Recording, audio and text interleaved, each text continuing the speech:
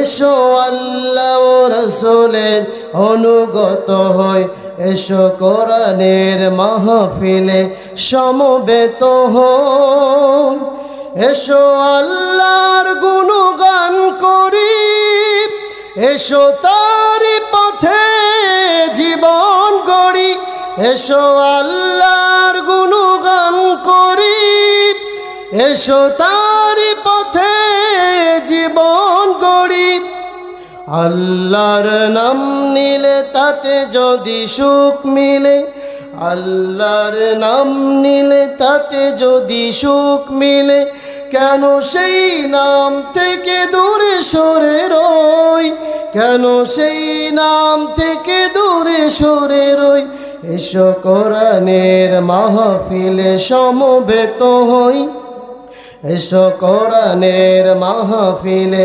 সমবেত হই এসো আল্লাহ ও রাসূলের অনুগত হই এসো আল্লাহ ও রাসূলের অনুগত হই এই কোরআনের মাহফিলে এসে কত লোক প্রাণ দিল হেসে ঠিক কি না এই কোরআনের মাহফিলে এসে কত লোক প্রাণ দিল হেসে কোরআনের মাহফিলে সোজা পথ যদি মিলে কোরআনের মাহফিলে সোজা পথ যদি মিলে কেন সেই পথ ছাড়া ভুল পথে রই কেন সেই পথ ছাড়া ভুল পথে রই এসো কোরআনের মাহফিলে সমবেত হই এসো কোরআনের মাহফিলে সমবেত হই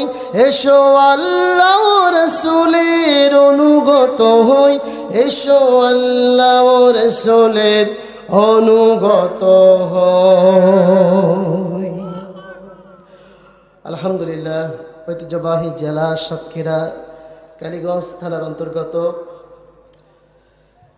ফরিদপুর একতা তরুণ বোর্ড ফাউন্ডেশনের উদ্যোগে 3 দিনব্যাপী ঐতিহাসিক মাহফিলের সমাপনী রজনীতে আজকের মাহফিলের সভাপতিত্ব করবেন জনাব মোহাম্মদ রুহুল কুদ্দুস আতালাল্লাহু উমরাহু ওয়া বারাকাল্লাহু ফি হায়াতি জোরে বলি আমিন। আজকের মাহফিলের বিশেষ বক্তা অত্যন্ত চমৎকার ভঙ্গিতে কথা বলছিলেন মাওলানা মোহাম্মদ খলিলুর রহমান আজাদি সাতক্ষীরা। আল্লাহ পাক তার এই আলেম বান্দাকে গোটা বিশ্বময় কোরআনের বরকতে কবুল করুন বলে আমিন। আজকের মাহফিলের প্রধান আকর্ষণ প্রধান বক্তা সুজুর ঢাকা থেকে আগত সারা বাংলায় আলোড়ন সৃষ্টিকারী বক্তা আন্তর্জাতিক খ্যাতিসম্পন্ন মুফাসসিরে কোরআন গবেষক জনাব মোহাম্মদ আব্দুল হাই সিদ্দিকী আব্দুল হাই সাইফুল্লাহ। আল্লাহ পাক তার এই গোলামকে গোটা বিশ্বময় কোরআনের বরকতে কোরআনের নূরে আলোকিত হয়ে প্রস্ফুটিত হওয়ার তৌফিক এনায়েত করুক বলে আমিন। সামনে বসা তরুণ যুবকেরা, ইসলাম প্রেমিক তাওহিদি জনতা, পর্দার অন্তরালে সম্মানিত মা এবং বোনেরা, মাইকের আওয়াজ যতদূর পর্যন্ত যাচ্ছে সকলকে আবারও হৃদয় খোলা সালাম, আসসালামু আলাইকুম ওয়া রাহমাতুল্লাহ। আপনারা সবাই কেমন আছেন? সবাই ভালো আছেন তো ইনশাআল্লাহ? আজকে কোরআনের মাহফিল হোক 3টা তাকবীরের মাধ্যম দিয়ে। কয়টা তাকবীর? 3টা তাকবীর। আল্লাহর নামের স্লোগান, আল্লাহর নামের তাকবীর দিয়ে আজকে কোরআনের মাহফিল শুরু হোক বলি আমিন। আগে দেবেন যারা যুবক আছেন লিল্লাহে তাকবীর, মুরব্বীরা না যুবক 3টা তাকবীর দিবেন, লিল্লাহে তাকবীর, লিল্লাহে তাকবীর, লিল্লাহে তাকবীর। এবার যারা মুরব্বী আছেন, মুরব্বী শ্রেণীর ব্যক্তি জবান ছেড়ে দিবেন, দেখবো কারা ফার্স্ট হয়। লিল্লাহে তাকবীর, লিল্লাহে তাকবীর, লিল্লাহে তাকবীর। এবার সবাই একসাথে আল্লাহর নামের স্লোগান, আল্লাহর নামের তাকবীর জবান ছেড়ে দিবেন। রব্বাকা ফাকাব্বির। আল্লাহ পাক বললেন, হে নবী আপনি তাকবীর দেন উচ্চ আওয়াজে। আল্লাহ রসুল তাকবীর দিয়েছিলেন, ঠিক যেইভাবে আমরা তার ইত্তেবা করে অনুসরণ করে তাকবীর দেবো ঠিক সেইভাবে। পারবেন না ইনশাআল্লাহ? সবাই একসাথে লিল্লাহে তাকবীর। আল্লাহ কবুল করুন বলে আমিন। সম্মানিত ভাইয়েরা, কোরআনের মাহফিল আল্লাহ পাক কোরআনকে নাজিল করেছেন দীর্ঘ 23টা বছর ধরে। কত বছর? ধারাবাহিকভাবে অল্প অল্প করে বিভিন্ন প্রেক্ষাপটের উপরে আল্লাহ পাক কোরআনকে অবতীর্ণ করেছিলেন। এই কোরআন যারা মানবে, কোরআনের আইন যারা মানবে, তাদের খাওয়া পড়ার অভাব হবে না। কোরআন যারা মানবে দুনিয়াতে পাবে শান্তি আর পরকালে পাবে মুক্তি। বলি সুবহানাল্লাহ। সেই কোরআন মানব তো ইনশাআল্লাহ। আল্লাহর কালেমা সর্ব উপরেই থাকবে, পাহাড়ে পর্বতে এধারে ওধারে বিশ্বের তরঙ্গমালায় এই কালেমার আওয়াজ পৌঁছিয়ে যাবে। কোনো কাফের মুশরিক, কোনো স্বৈরাচার, কোনো অত্যাচারী শাসক এই কোরআনকে বন্ধ করতে পারবে না। কথা বলেন ঠিক কিনা? কথা বলেন ঠিক কিনা? সেই কোরআন আজকে আমরা শুনবো। কোরআন যদি শোনা হয়, আল্লাহ পাক বলেছেন যারা মুমিন তাদের অন্তরে ঈমানের নূর বেড়ে যায়। বলি আল্লাহু আকবার। আল্লাহ তাআলা বলছেন ইন্নামাল মুমিনুনা আল্লাযীনা ইযা যুকিরাল্লাহু ওয়াজিলাত কুলুবুহুম ওয়া ইযা তুলিয়াত আলাইহিম আয়াতুহু যাদাতুহুম ঈমানাও ওয়া আলা রাব্বিহিম ইয়াতাওয়াক্কালুন। জোরে বলি আল্লাহু আকবার। আল্লাহ তাআলা বলেন যারা মুমিন তাদের সামনে আল্লাহর কালাম যখন তেলাওয়াত করা হয়, কোরআন যখন পেশ করা হয়, আলোচনা করা হয়, গবেষণা করা হয়, কোরআনের কথা শ্রবণ করার সাথে সাথেই তাদের হৃদয়গুলো, অন্তরগুলো আল্লাহর ভয়ে কম্পিত হয়ে যায়। আল্লাহু আকবার। শুধু আল্লাহর ভয়ে হৃদয় কাঁপে এমনটা নাই, শরীরের সমস্ত পশমগুলো খাড়া হয়ে যায়। যদি সেটাও না হয়, অন্তরের ভিতরে আল্লাহর কোরআন শোনার সাথে সাথে শান্তি লেগে যায়। আল্লাহু আকবার। তাহলে কোরআন যারা শুনছেন তাদের অন্তরে যদি শান্তি লাগে তাহলে তারা 1 নম্বর মুমিন। বলি সুবহানাল্লাহ। সুবহানাল্লাহ বলবেন না আমার ভাইয়েরা? শুধু তাই না, এই কোরআন যারা শুনবে আল্লাহ পাক বলেছেন কিছু ভদ্রতার সাথে আল্লাহর কালাম শ্রবণ করতে হবে। আল্লাহ তাআলা বলছেন ওয়াইদা কুরিয়াল কুরআনু ফাসতামিউ লাহু ওয়া আনসিতু লাআল্লাকুম তুরহামুন। জোরে বলি আল্লাহু আকবার। আল্লাহ তাআলা বলছেন তোমাদের সামনে যখন আল্লাহর কালাম থেকে, আল্লাহর কোরআন থেকে আলোচনা করা হবে, তেলাওয়াত করা হবে, মনোযোগ সহকারে আল্লাহর কোরআন তোমরা শ্রবণ করতে থাকো। সুবহানাল্লাহ। এবং তোমরা নীরব থাকো, চুপ থাকো, চুপচাপ বসে আল্লাহর কালাম শ্রবণ করো। লাআল্লাকুম তুরহামুন। তাহলে আল্লাহর পক্ষ থেকে তোমাদের উপরে সাকিনা নাজিল হবে, রহমত বরকতগুলি আল্লাহর পক্ষ থেকে নাজিল হয়ে যাবে। আল্লাহু আকবার। আল্লাহ অন্যত্র বলছেন বারাকাতিম মিনাস সামাওয়াতি ওয়াল আরদ। আসমান আর জমিনে যত রহমতের দরজা, যত বরকতের দরজা আছে, সমস্ত রহমতের বরকতের দরজাগুলো আল্লাহ পাক আকাশ ফুঁড়ে মুমিনদের জন্য অবতীর্ণ করে দিবেন। আল্লাহু আকবার। তাহলে আমরা আল্লাহর কালাম শুনবো। আল্লাহর কালাম শোনার সাথে সাথে আমাদের অন্তরের ভিতরে কার ভয়টা থাকার দরকার? জোরে বলেন কার ভয়? আল্লাহর ভয় থাকার দরকার আছে না নাই? এই সাতক্ষীরা ইসলামের ঘাঁটি, এখানে বহু আলেম জন্ম নিয়েছেন, ঠিক কিনা বলেন? এই সাতক্ষীরা ইসলামের জন্য উর্বর। সাতক্ষীরার মাটি সোনার চেয়ে খাঁটি। সাতক্ষীরার একটা ঐতিহ্য আছে, গোটা বাংলাদেশে সাতক্ষীরার একটা সম্মান আছে, একটা ঐতিহ্য আছে। আছে কিনা? কথা বলেন আছে কিনা? সেই সাতক্ষীরার মাটি থেকে আমরা আরো একবার আল্লাহর নামে স্লোগান দিব, লিল্লাহে তাকবীর। আল্লাহ কবুল করুন, বলে আমিন। সম্মানিত ভাইয়েরা, কোরআন থেকে আলোচনা চলবে, শুনবেন তো ইনশাআল্লাহ? আমার ভাইয়েরা, এই কোরআন থেকে আলোচনা করছি, মনোযোগ সহকারে শুনবেন। আল্লাহ পাক বলছেন কোরআন যারা শুনবে, কোরআনের আলোচনা যারা শুনবে তাদের ভদ্র হতে হবে, ভদ্রতা বজায় রাখতে হবে এবং তাদের অন্তরে শুধুমাত্র আল্লাহর ভয় থাকতে হবে। আল্লাহু আকবার। আল্লাহ অন্যত্রে বলছেন ইয়া আইয়ুহাল্লাযীনা আমানুসবিরু ওয়াসাবিরু ওয়ারাবিতু ওয়াত্তাকুল্লাহা লাআল্লাকুম তুফলিহুন। জোরে বলি আল্লাহু আকবার। আল্লাহ পাক মুমিনদেরকে ডেকে বলছেন, ওহে যারা তোমরা ইমানের দাবি করো, ইমান এনেছো, মুমিন হয়ে গিয়েছো, মুমিনের দাবি করো, শোনো, আমানুস বেরো, তোমরা সবরের পথ অবলম্বন করো। আল্লাহু আকবার। ওয়াসাবিরু, তোমরা সবরের পথ অবলম্বন করো। আর অবিতু, এবং বাতিল পন্থীদের মোকাবেলায় তোমরা কঠিন হও। অত্তাকুল্লাহ, আল্লাহকে অধিক পরিমাণ ভয় করো। তাহলে আশা করা যায় তোমাদের উপরে আল্লাহর রহমত বরকতগুলো বর্ষিত হয়ে যাবে। আল্লাহ পাক তোমাদের উপরে আল্লাহর আকাশ ফুঁড়ে রহমত নাজিল করবেন বলি আল্লাহু আকবার। তাহলে এক নম্বর আমাদের শিক্ষা, আমানুস বিরু ওয়াসাবিরু, সবরের পথ অবলম্বন করতে হবে।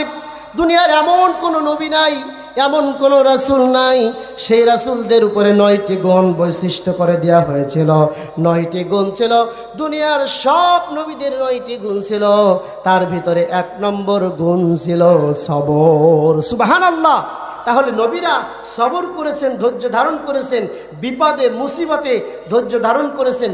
আপনার ছেলে মারা গেছে, ছেলে অসুস্থ হয়ে গেছে, স্ত্রী অসুস্থ হয়েছে, মা অসুস্থ হয়েছে, আব্বা অসুস্থ হয়েছে, ঘাবড়াবার কিছু নাই। অসুস্থ দেন কে? কথা বলেন, অসুস্থ কে দেন? সবর করার দরকার আছে না নাই? হযরত আইয়ুব আলাইহিস সালাম, আল্লাহ পাক তাকে 18টা বছর রোগ দিয়েছিলেন, 18টা বছর রোগে ভুগলেন। আল্লাহর কাছে দোয়া করলেন, আল্লাহ দোয়া কবুল করে নিলেন। আমার ভাইরা, আল্লাহ পাক হযরতে আইয়ুব আলাইহিস সালামকে রোগ থেকে মুক্তি দান করেছিলেন। আল্লাহর পাক আইয়ুব আলাইহিস সালাম যেভাবে আল্লাহর উপর ঈমান এনেছিলেন, তাওয়াক্কুল করেছিলেন, ধৈর্য ধারণ করেছিলেন, আইয়ুব আলাইহিস সালামের গুণ যদি আমাদের ভিতরে থাকে, তাহলে আল্লাহ পাক আমাদের উপরেও রহমত নাজিল করে দিবেন। আল্লাহু আকবার। তাহলে আইয়ুব আলাইহিস সালামের গুণ আমাদের ভিতরে থাকার দরকার আছে না নাই? ধৈর্য ধারণ করার দরকার আছে না নাই? যে ব্যক্তি ধৈর্য ধারণ করবে, সবর করবে, ভরসা করবে, আল্লাহ পাক তাকে প্রতিদান দিবেন বলি ঠিক কিনা? আরো জনে বলি ঠিক কিনা? আমার ভাইয়েরা, 2 নম্বর কোয়ালিটি আমি অল্প অল্প করে ব্যাখ্যা দিয়ে দিব। আমানুস বিরু ওয়াসাবিরু ওয়ারাবিতু ওয়াত্তাকুল্লাহা লাআল্লাকুম তুফলিহুন, এবং বাতিল পন্থীদের মোকাবেলায় দৃঢ় থাকার দরকার আছে না নাই? বাতিল পন্থী আজকে মাথাচাড়া দিয়ে উঠেছে, কথা বলেন ঠিক কিনা? সম্মানিত ভাইরা, তাহলে আমি কোন কিতাব থেকে আলোচনা করছিলাম? জোরে বলেন। আল্লাহ তাআলা বলছেন, ওয়াসাবিরু ওয়ারাবিতু, বাতিল পন্থীদের মোকাবেলায় দৃঢ় থাকো। যারা আল্লাহর আইন জমিনে চায় না, আল্লাহর কোরআনকে জমিনে প্রতিষ্ঠা হতে দেয় না, আল্লাহর কোরআন যদি প্রতিষ্ঠা করার লক্ষ্যে কাজ করি, তাহলে বিরোধিতা করে, আল্লাহর কোরআনের বিরোধিতা করে জাহান্নামের আসামি হয়ে যায়, ঠিক কিনা? তাহলে আল্লাহর কোরআন আমরা বিরোধিতা করব না, বাতিল পন্থীদের মতো কাজ আমরা করব না। রাজি আছি তো মুসলমান? রাজি আছি তো? বাতিল পন্থীরা আজকে আল্লাহর আইনের বিরুদ্ধে ফুটচার করেছে। আপনারা দেখেছেন ভারত আজকে বাংলাদেশকে চোখ রাঙায়, ভারত আজকে বাংলাদেশের মুসলমানদেরকে ধরলো। আজকে দেখলাম একজন মুসলমানকে তার কাটার এই পাশ থেকে ধরে নিয়ে গিয়ে ওই পাশে জায়গায় গণধুলাই দিয়ে হত্যা করা হয়েছে। কথা বলেন ঠিক কিনা? দেখেছেন কিনা আপনারা? রাসূল বলেছেন, একজন মুমিন, একজন মুসলমান আর একজন মুসলমান একটা দেহর মতো। বলি সুবহানাল্লাহ। একটা দেহ যখন চিমটি কাটা হয়, সমস্ত দেহই অনুভব করা হয় কি হয় না? আমার মুসলমানকে হত্যা করা হচ্ছে, ভারতের মুসলমানকে হত্যা করা হচ্ছে, কাশ্মীরের মুসলমানকে হত্যা করা হচ্ছে, ফিলিস্তিনের মুসলমানকে হত্যা করা হচ্ছে, গোটা গাজা মুসলমানকে হত্যা করা হচ্ছে। পৃথিবীতে যেখানে মুসলমান সেখানে হত্যা করা হচ্ছে। মুসলমানের রক্ত জমিনে যত পড়বে, এই জমিনের মাটি তত উর্বর হয়ে যাবে, আল্লাহর কোরআন এই জমিনে তত তাড়াতাড়ি কায়েম হয়ে যাবে। কথা বলেন ঠিক কিনা? এজন্য মুসলমানের পক্ষে কথা বলার দরকার আছে না নাই? আমানুস বিরু ওয়াসাবিরু ওয়ারাবিতু, বাতিল পন্থীদের মোকাবেলায় কঠিন দৃঢ়তা দেখাও। রাসূল বলেছেন, লাতাজিদান্না আশাদ্দান নাসি, রাসূল বলেছেন 2টি শ্রেণী তোমাদের জন্য চূড়ান্ত দুশমন। 1 নম্বর হচ্ছে ইহুদি, 2 নম্বর হচ্ছে মুশরিক। কথা বলেন ঠিক কিনা? হিন্দুরা আজকে আমাদের চূড়ান্ত দুশমন হয়ে গেছে। কথা বলেন ঠিক কিনা? কোনো হিন্দু আজকে ইসলাম পছন্দ করে না। এক হিন্দু দেখলাম, এক হিন্দু ব্রাহ্মণ, তিনি বলল যে ইসলামে যারা মৌলবী আছে তাদেরকে ধরো আর জ্যান্ত জবাই করো। নাউজুবিল্লাহ বলবেন না? বলল মুসলিমকে, ইসলামকে, কোরআনের আইনকে পৃথিবীর থেকে নিশ্চিহ্ন করতে হবে। ভারতের বুকে কোনো কোরআনের আইন থাকবে না, কোনো মুসলমান থাকবে না। সমস্ত মুসলমানকে গণধুলাই দিয়ে ভারত থেকে নিষ্কৃত করা হবে। তো গণধুলাই করতে হবে। কথা বলেন ঠিক কিনা? তারা এইভাবে পরামর্শ নিল, এভাবে চেষ্টা সাধনা করছে। আজকে যদি আমরা এক না হই, মুসলমান যদি এক না হই, তাহলে আমাদের আরও মার খাতে হবে। কথা বলেন ঠিক কিনা? আমি বলি, কে আমলিগ করেন, কে বিএনপি করেন, কে জামাত করেন, কে জাসদ করেন, কে বাসদ করেন, কে কোন দল করেন, ওইটা দলের বিষয় না। আজকে মুসলিম নাম নিয়ে এক আল্লাহর বান্দা হয়ে, রসুলের উম্মত হয়ে, এক কাতারে কাতারবদ্ধ হয়ে, আল্লাহর কোরআনকে হাতে নিয়ে, ইসলামের তরবারি হাতে নিয়ে, কালেমার স্লোগান দিয়ে, আল্লাহর নামের তাকবীর দিয়ে যদি গোটা বাংলাদেশে সমস্ত মুসলমান এক হতে পারে, আল্লাহর কোরআন বাংলার জমিনে 24 ঘন্টার ভিতরে কায়েম হয়ে যাবে। কথা বলেন ঠিক কিনা? কথা বলেন ঠিক কিনা? এজন্য সেই ভূমিকা আজকে আমাদের পালন করতে হবে।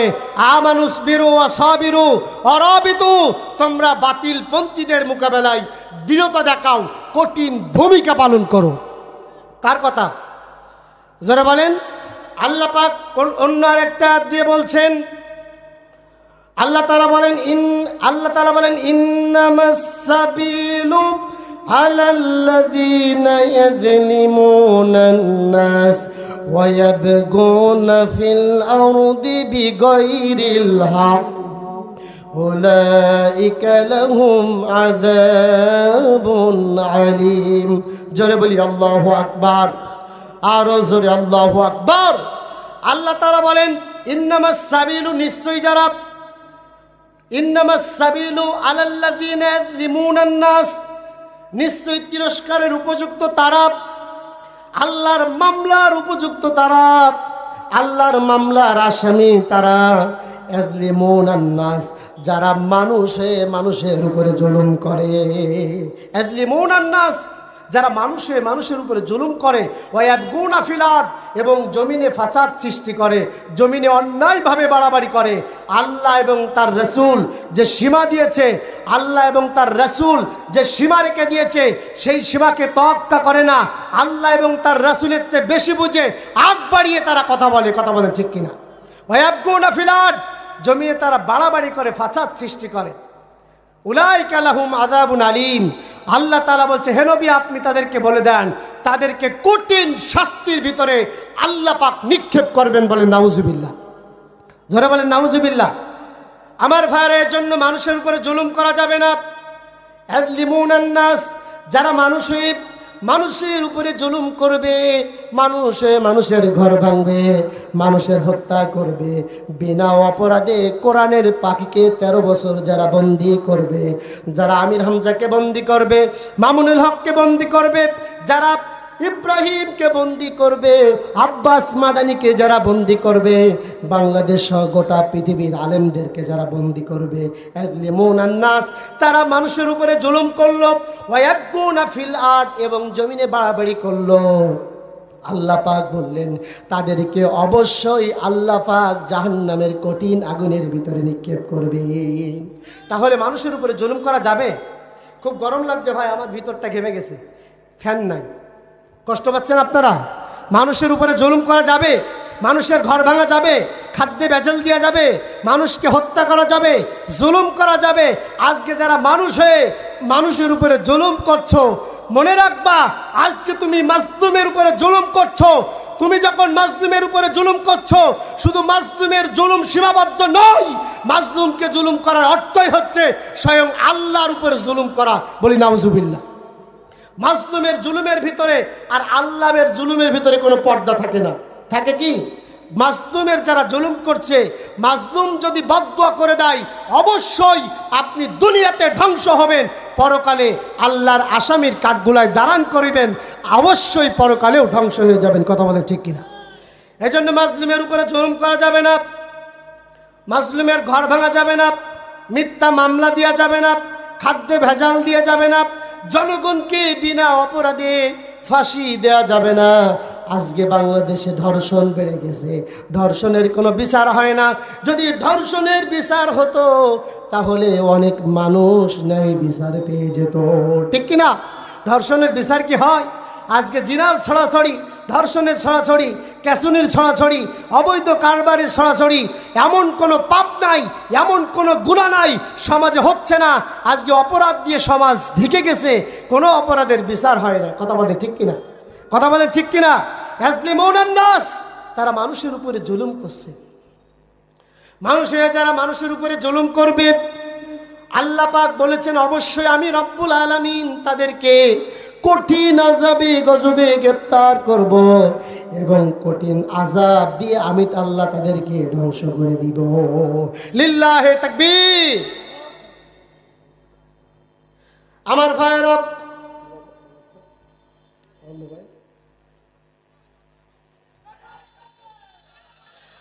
প্রধান বক্তা চলে আসবে ইনশাআল্লাহ, প্রধান বক্তা চলে আসবে। আমার ভাইয়েরা, সুতরাং আমরা মাজলুমের উপরে জুলুম করব না। আল্লাহর রসুল বলেছেন, হাদিসের ভিতরে আল্লাহ রসুল বলেন, তিনটা ব্যক্তি যদি আল্লাহর দরবারে দোয়া করে, আল্লাহর দরবারে ফরিয়াদ করে, সেই ফরিয়াদ অবশ্যই আল্লাহর দরবারে পৌঁছিয়ে যায়। আল্লাহু আকবার। এক নম্বর, যদি কোনো মুসাফির আল্লাহর দরবারে দুটি হাত তুলে দোয়া করে, আল্লাহ পাক বলেছেন মুসাফিরের দোয়া আল্লাহ পাক কারেন্টের মতো কবুল করে নেন, বলি আল্লাহু আকবার। অথবা যদি কোনো মা বাপ অথবা যদি কোনো সন্তান তার মা বাপের জন্য দোয়া করে, রসুল বলেছেন মা বাপ যখন সন্তানের জন্য দোয়া করবে, বন্দুকের গুলি মিস হতে পারে, মা বাপের দোয়া সন্তানের জন্য কখনোই মিস হবে না। অবশ্যই সমস্ত মা বাপ তার সন্তানের জন্য দোয়া করেন। আমরা মা বাপের কাছ থেকে দোয়া নেওয়ার জন্য রাজি আছি? কে কে মা বাপের কাছ থেকে দোয়া নেবেন? কে কে একটু হাত তোলেন তো। লিল্লাহে তাকবীর, লিল্লাহে তাকবীর। মায়ের জন্য দোয়া করবেন, আব্বার জন্য দোয়া করবেন। আল্লাহ পাক দোয়া শিখিয়ে দিয়েছেন, রব্বির হামহুমা কামা রব্বায়ানি, যে হে আল্লাহ, আপনি আমার পিতামাতাকে, আপনি আমার পিতামাতা আমাকে যেমন ছোটকালে স্নেহের কোলে মহব্বতের কোলে লালন পালন করেছেন, রব্বি কারিম, আপনি আমার পিতামাতাকে আপনার রহমতের কোলে লালন পালন করো, বলি আল্লাহু আকবার। আরো জোরে আল্লাহু আকবার। এজন্য মা বাপের জন্য দোয়া করতে হবে, মায়ের কাছ থেকে দোয়া নিতে হবে। রসুল বলেছেন যদি কোনো সন্তান তার মার জন্য দোয়া করে, অবশ্যই মায়ের দোয়া সন্তানের জন্য কারেন্টের মতো কবুল হয়ে যায়। কাবা শরীফের ইমাম আব্দুর রহমান আস-সুদাইসের নাম শুনেছেন না? তেনাকে প্রশ্ন করা হলো যে আপনি এত বড় আলেম, কিভাবে আপনি মক্কার মসজিদের ইমাম হলেন, কিভাবে আপনি মক্কার মসজিদের এত বড় দায়িত্ব পেলেন? কাবা শরীফের ইমাম আব্দুর রহমান আস-সুদাইস তিনি বললেন, আমি ছোটকালে মায়ের সাথে কাবা ঘর তওয়াফ করার জন্য এসেছিলাম। আমার মা আমাকে ঘরের ভিতরে রেখে তারা কাবা ঘর তওয়াফ করলো, আব্বা তওয়াফ করলো, কাবা ঘর তওয়াফ করলো, মুজদালিফা তওয়াফ করলো। সমস্ত কাবা ঘরের হাজি হওয়ার জন্য যা কিছু আদায় করার জন্য সব কিছু তারা সুন্দরভাবে আদায় করলো, সব কিছু মেনটেন করলো। মেনটেন করার পরে ঘরে এসে দেখে আমি আব্দুর রহমান নাই, আমি কাবা ঘরের সাথে লেপ্টে আছি। আমার মা আমাকে কোথায় পেল না, কাবা ঘরের কাছে পেল। কাবা ঘরের কাছে যখন পেল, আমাকে কোলে করে নিয়ে নামাজ আদায় করার পরে আল্লাহর কাছে হাত তুলে রব্বুল আলামিন বললেন, রব্বুল আলামিন, আমার আব্দুর রহমান যেমন তোমার কাবার প্রতি এত ভালোবাসা, এত মহব্বত, এত মায়া, রব্বি কারীম, আমার আব্দুর রহমানকে তুমি তোমার কাবা ঘরের ইমাম বানিয়ে দাও। আল্লাহু আকবার। তাহলে মায়ের দোয়া পাওয়ার পরে কাবা ঘরের ইমাম হওয়া যায় কি যায় না? কথা বলেন না কেন? এরপরে ইমাম কালবানি তিনাকে প্রশ্ন করা হলো, তিনিও বললেন আমার তেমন কোনো যোগ্যতা নেই, আমার মায়ের দোয়ার কারণে, আব্বার দোয়ার কারণে আল্লাহ পাক আমাকে কাবা ঘরের ইমাম বানিয়ে দিয়েছেন। সুবহানাল্লাহ। কাবা ঘরের বিশিষ্ট 7টি ইমাম আছে। অধিকাংশ ইমামরা মায়ের দোয়ায় তারা কাবা ঘরের ইমাম হয়ে গিয়েছে। বলি আল্লাহু আকবার। তাহলে মায়ের দোয়া পাওয়ার দরকার আছে না নাই? কোরআনে কারীমের যেখানেই আল্লাহ পাকের বড়ত্বর কথা রয়েছে, পরে যেই পিতামাতার খেদমতের কথা রয়েছে, পিতামাতার দোয়ার বিষয়ের কথা রয়েছে, বলি আল্লাহু আকবার। এজন্য আমরা পিতামাতার কাছ থেকে দোয়া নিব, পিতার কাছ থেকে মাতার কাছ থেকে দোয়া নিব। রসুল বলেছেন, ওই ব্যক্তির চেহারা ধুলোয় মিশ্রিত হয়ে যাক, ওই ব্যক্তির চেহারা ধুলোয় মিশ্রিত হয়ে যাক যে ব্যক্তি তার পিতাকে পেল অথবা মাতাকে পেল অথবা দুইজনের একজনকে পেল, আর জাহান্নামের কঠিন আগুনকে হারাম করতে পারলো না, জান্নাতকে হাসিল করতে পারলো না, ওই ব্যক্তির চেহারা ধুলোয় মিশ্রিত হয়ে যাক। আল্লাহু আকবার। তাহলে পিতা মাতার কাছ থেকে দোয়া নেওয়ার দরকার আছে না নাই? জোরে বলেন, আছে না নাই?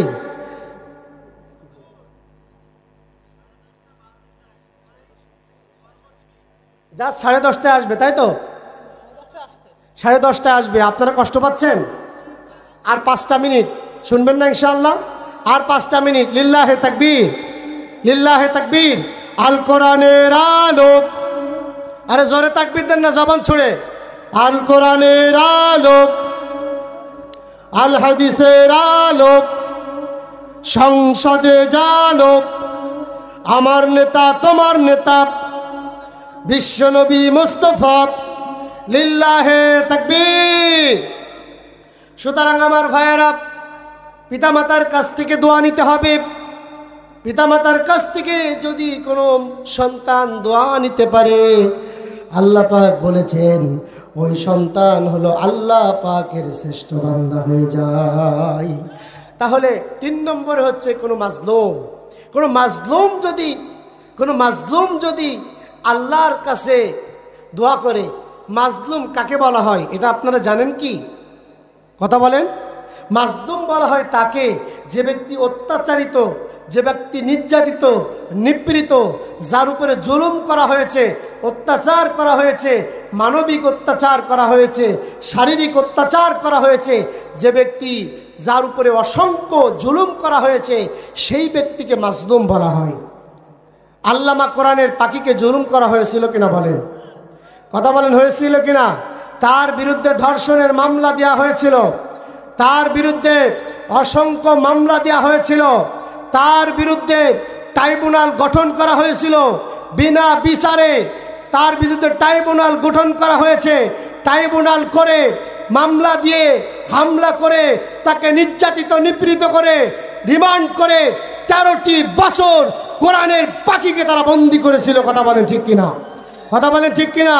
আজকে অসংখ্য কোরআনের পাখিরা জেলখানার ভিতরে বন্দী হয়ে আছে। আলজেরিয়ার কারাগারে আব্বাস মাদানি 32টা বছর বন্দী হয়ে আছে। কথা বলেন ঠিক কিনা? রসুল বলেছেন যারা সত্যিকারের আলেম তাদেরকে 3 জায়গায় পাওয়া যায়। কয় জায়গায়? 1 নম্বর মাটির ভিতরে, মাটির তলে, 2 নম্বর জেলখানায়, আর 3 নম্বর জিহাদের ময়দানে। আল্লাহ কবুল করুন বলে আমিন। সুতরাং মাজলুম আলেমদের উপর অত্যাচার করা হয়েছে। আজলিমুনান নাস, যারা মাজলুম তারা যদি আল্লাহর কাছে দোয়া করে, আল্লাহর কাছে মুনাজাত করে, বন্দুকের গুলি মিস হতে পারে, মাজলুমের দোয়া আল্লাহর দরবারে কখনো মিস হবে না। পড়ি আল্লাহু আকবার, পড়ি আল্লাহু আকবার।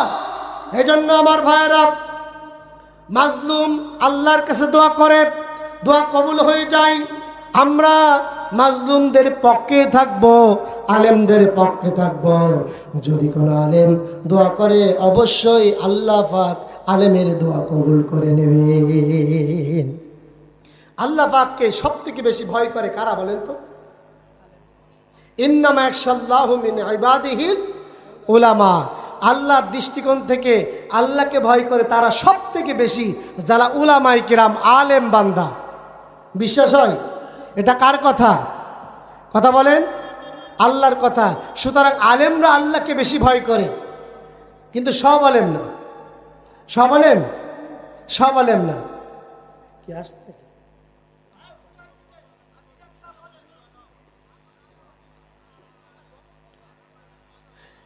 গজল শুনবেন একটা?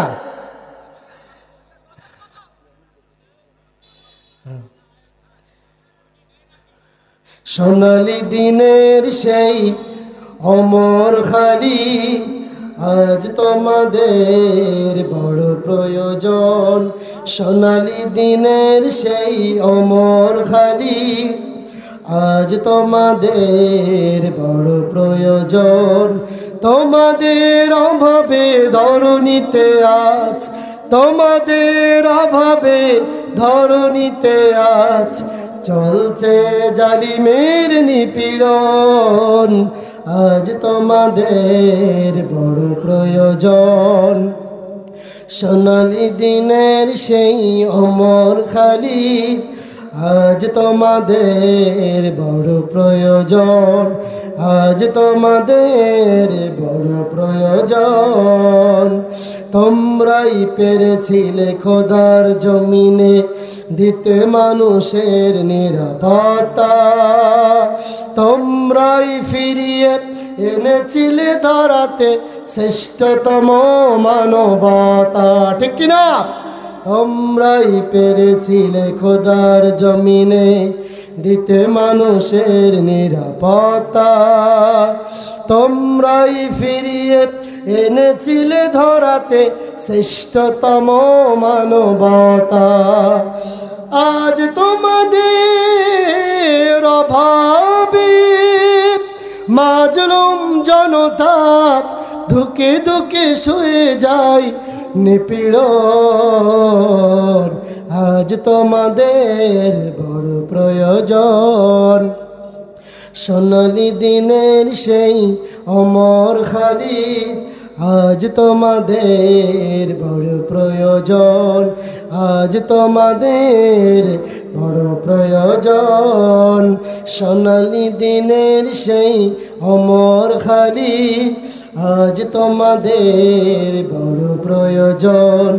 আজ তোমাদের বড় প্রয়োজন।